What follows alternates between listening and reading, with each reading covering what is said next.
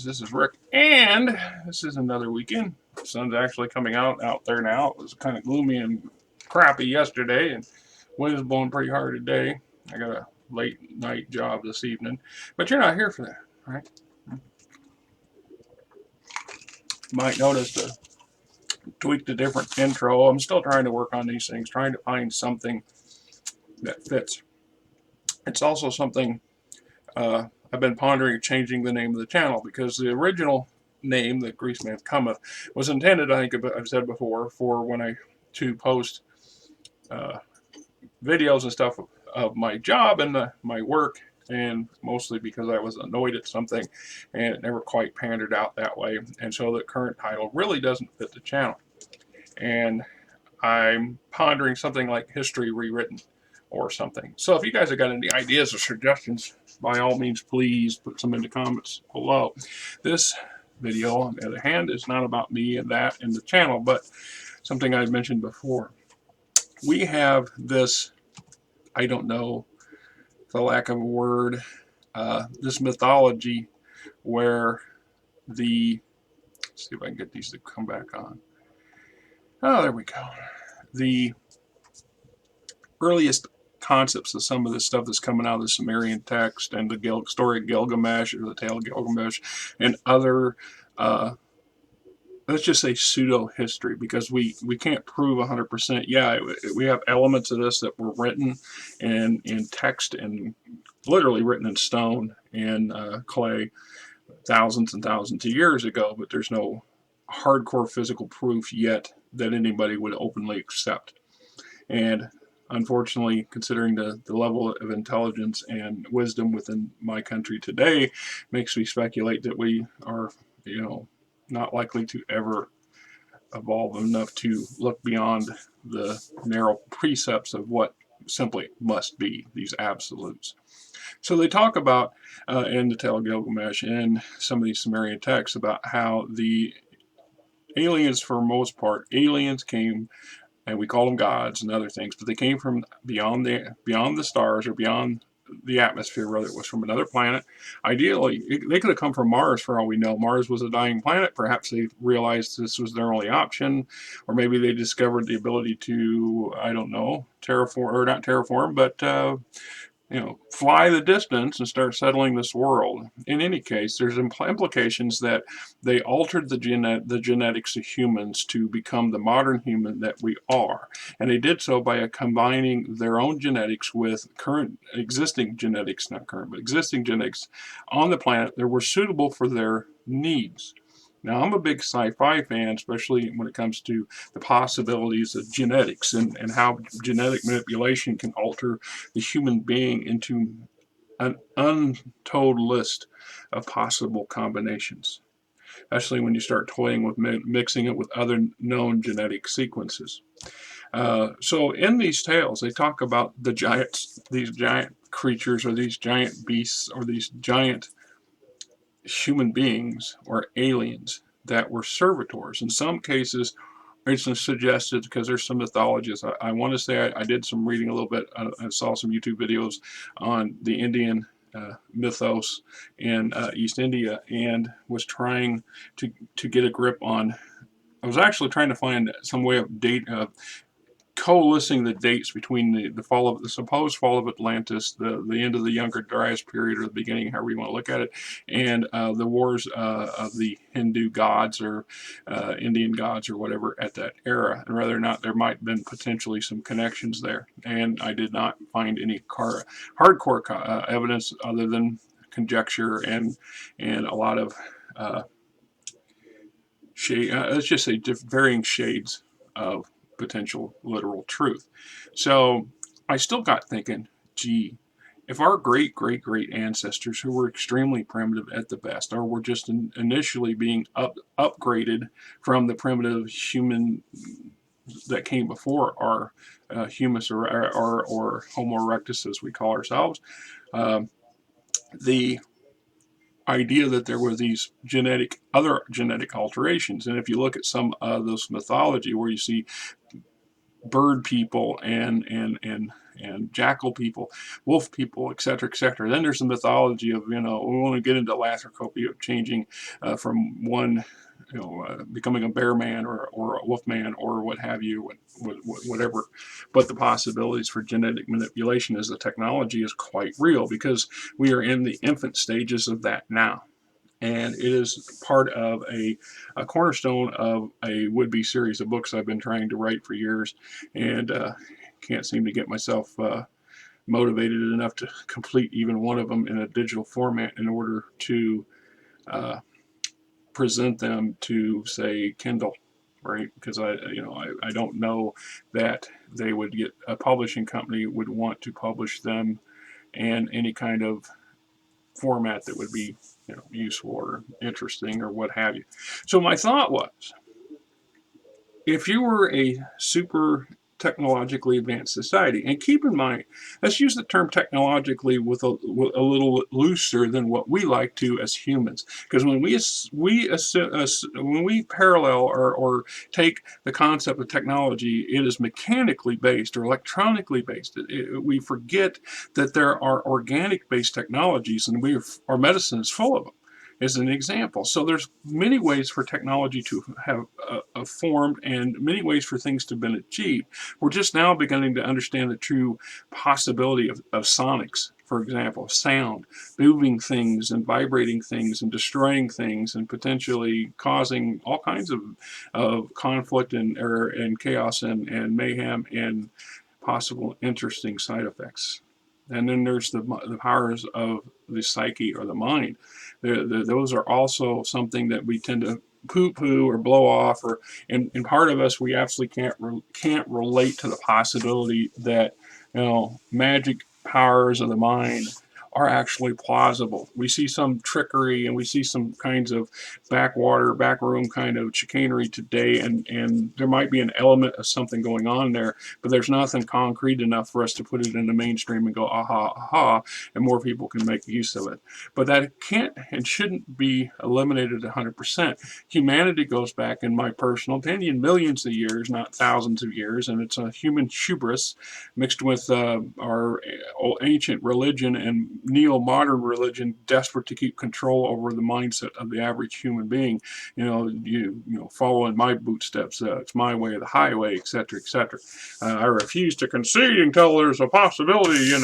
BS, bullshit, straight up bullshit.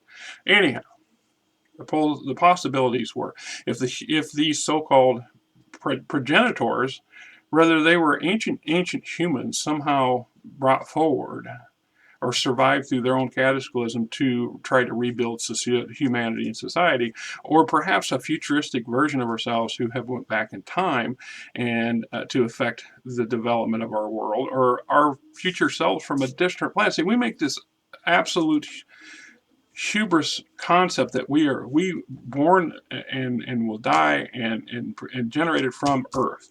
There's no 100% guarantee. There's enough questions or missing links, if you will, to make you wonder if perhaps our actual originating place was not on Earth but someplace else, and be it Mars or God forbid, Venus, or before some catastrophic thing took over, or someplace far beyond our sun. The fact of the matter is that we can within 99.9% confidence, right? But there's still a grain of possible doubt that we may not originate on Earth. Anyway, so we have these people, or these aliens, have the ability to genetically manipulate the existing genetic DNA on this planet to suit uses of their nature. And this could be, and potentially where the idea of the kernel of truth for a lot of these strange statuary and images of the gods and their servants from antiquity get their merit from, because perhaps something did exist that was something along those lines. You want a much more superior guard animal, imbuing it with a bit of intelligence, enough so that you can communicate with it on your terms, and it can understand on your terms exactly what's expected of it. That makes it a much more superior guard animal. The same thing goes with people. So obviously these potential aliens or potential ancestors come here, and they didn't come here in sufficient numbers to do everything that they were trying to achieve. So going by the historic these call them historical texts, tablets, images, what have you, that was left behind thousands and thousands of years ago, implying that these people took human genetics and made them better, improved them. In some cases, by something that's not uncapable or unrealistic by our today's medical technology, by intravenous or ural insemination or whatever, test tube babies.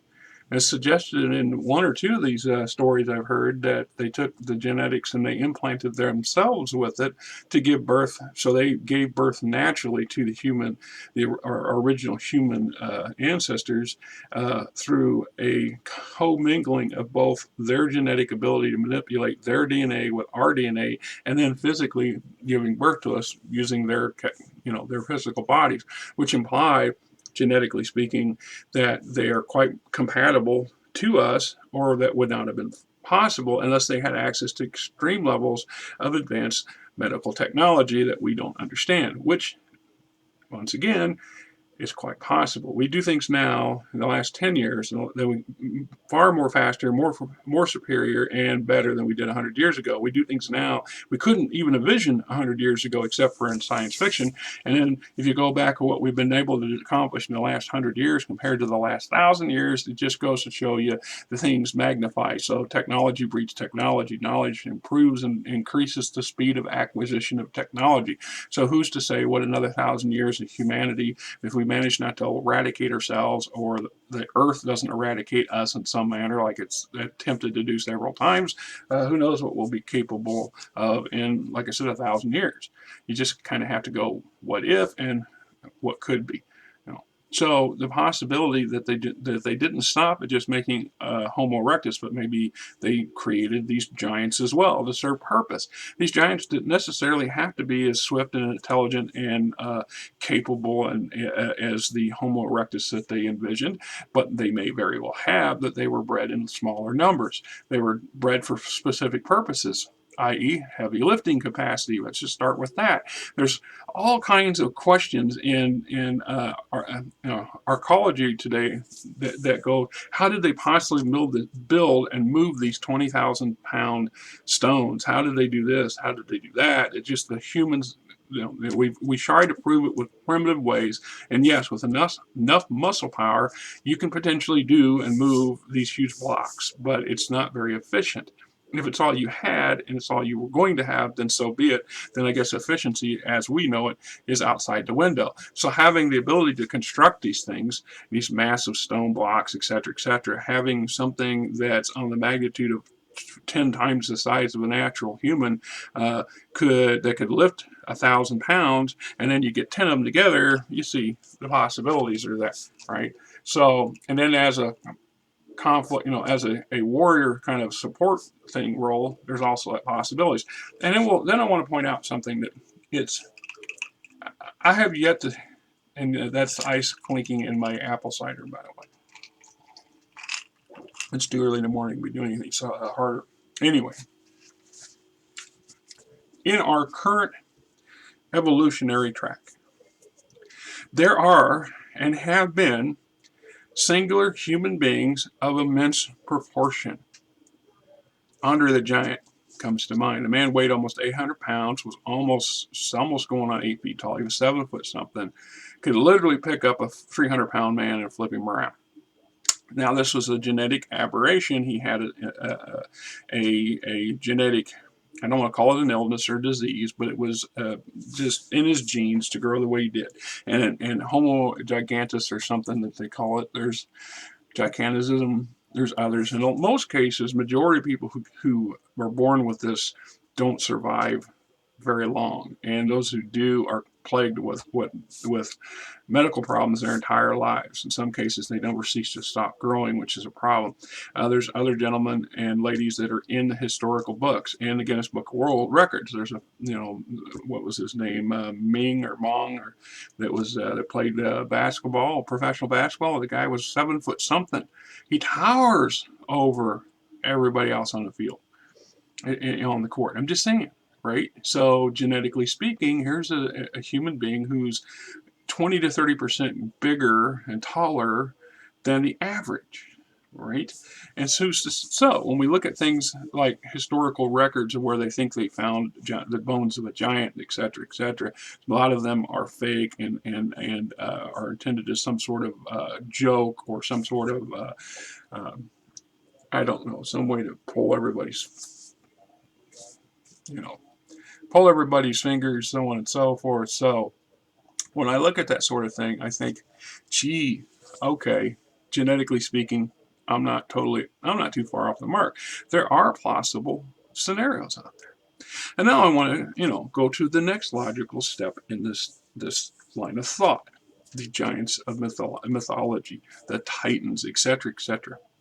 If you are a very primitive human being with very very vague understanding of how anything in the universe or in your world works, and some massive megalithic thing that moves and functions and does stuff that you can't, on a scale you can't imagine and can't describe, is fantastic.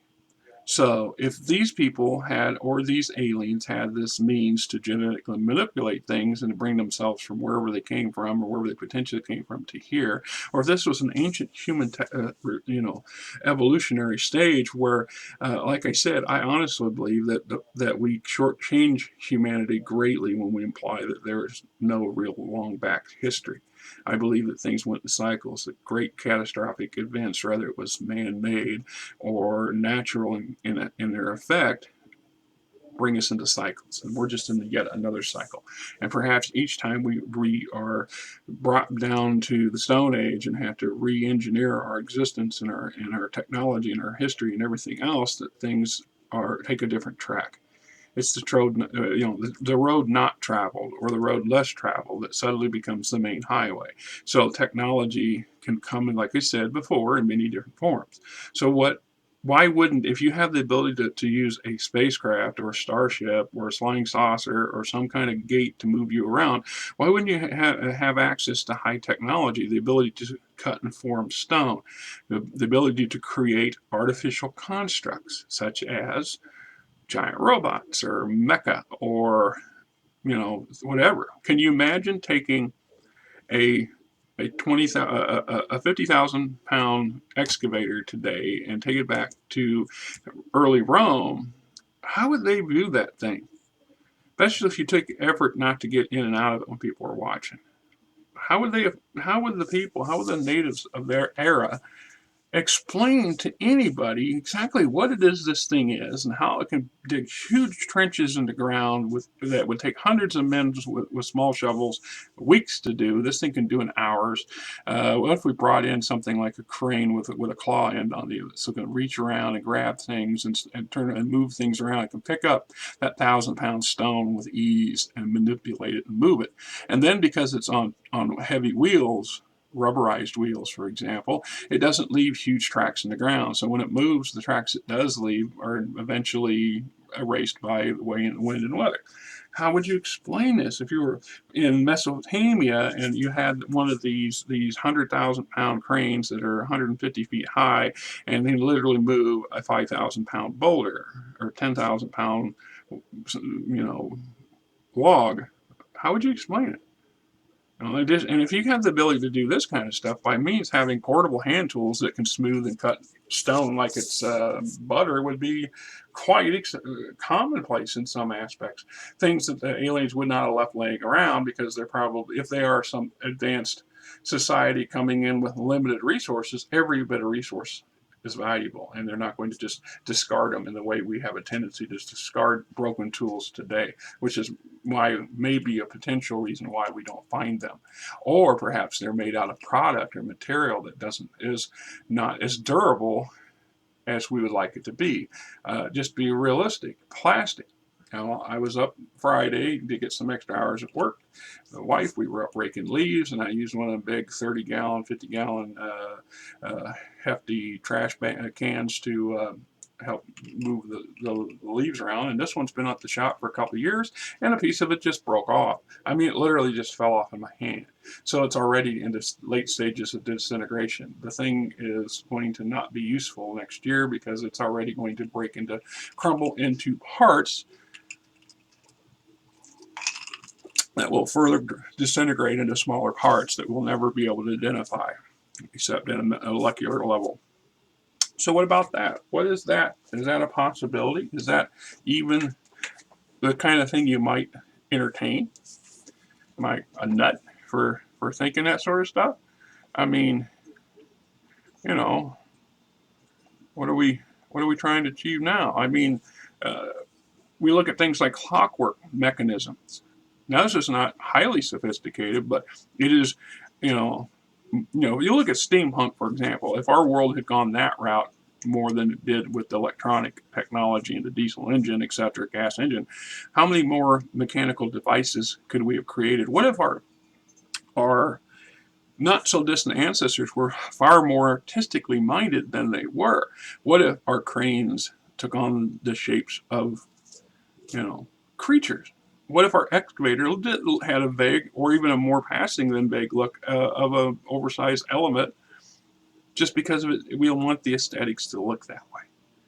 How much more confusing would something like that in ancient times be for a primitive society of people trying to put their minds around the possibilities? So the fact that potentially there were mechanical devices or clockwork devices or even organic machines that were created, like I said from the beginning of this video, if we look at biogenetics as we understand them today and as the science fiction implies them, why not have the ability to organically create beasts of machines? A machine that will an organic creature that will function like a mechanical machine would do today. And because it's organic, when it ceases to be useful or ceases to function, perhaps it does have a lifespan and it dies. It just returns to the elements, perhaps leaving just a handful of bones behind it. And our current people today look back and go, oh, this is just the, whatever, some ancient dinosaur, some other ancient creature, because we're incapable of connecting the plausibility with the absurd. Because if we can't do it today, why the hell would anybody be able to do it 20,000 years ago or 200,000 years ago? How dare some alien society potentially use that sort of thing? That makes me come to the mind of stuff like in Star Wars when they come up with the Yuzong Bong, this group of creatures that potentially everything they use or create is organically made and grown, including their spacecraft, their starships, and their weapons and their clothing. Right? Just a possible thought. So the idea that maybe, just maybe, the ancient Anunnaki or whatever you guys want to call them, or whatever they call themselves, or somebody related to them, if they had the ability, the ancient Indian gods and Hindu gods had the ability to build these Vinmata, these flying fortresses and these flying crap, why wouldn't they have the technology to build giants in some form or another? Just a thought. Just an idea from a crazy middle-aged white guy in the middle of Iowa with run-of-the-mill education and an overactive imagination. Till next time, my friends. This is Rick, and